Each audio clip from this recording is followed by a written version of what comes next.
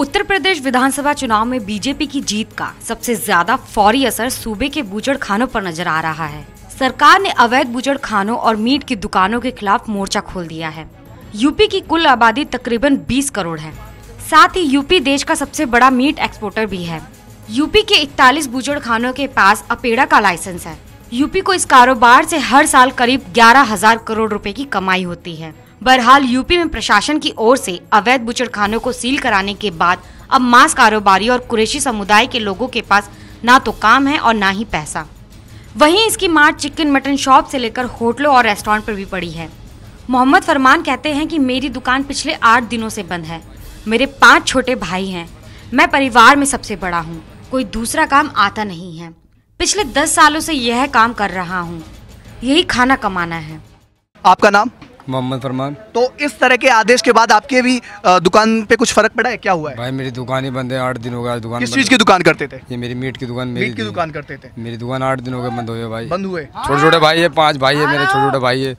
एक बड़ा मैं ही हूँ घर में। अच्छा। कोई पापा की तबीयत खराब है और मम्मी अस्पताल में, तो भाई यही खाना कमाना था अपना।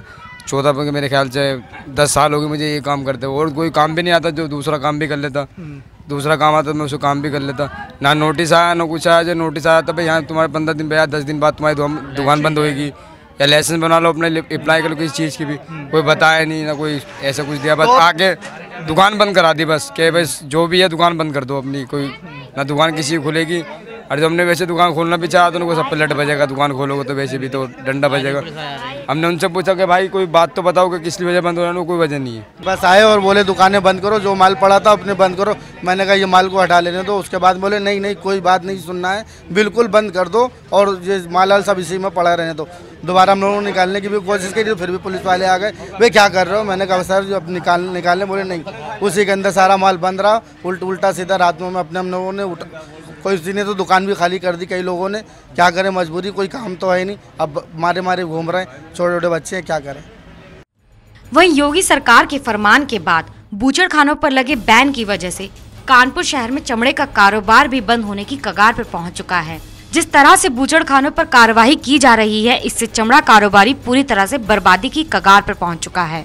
कानपुर शहर के जाजमऊ इलाके में कच्चे चमड़े बनाने से लेकर चमड़े से बनने वाले सभी सामानों को बनाने की छोटे बड़े सैकड़ों कारखाने हैं, जहां से दुनिया भर में चमड़े से बने सामानों को एक्सपोर्ट किया जाता है। कानपुर के चमड़ों की मांग दुनिया भर में है। बूचड़खानों पर पाबंदी के फैसले के बाद से चमड़ा कारोबारी परेशान है। चमड़ा कारोबार से जुड़े शहर के हजारों परिवार पर भी रोजी रोटी का संकट गहरा गया है। अगर यही हालत बनी रही तो यकीनन कुछ दिनों बाद इन परिवारों को खाने के लाले पड़ जाएंगे। Bureau report, national Dastak.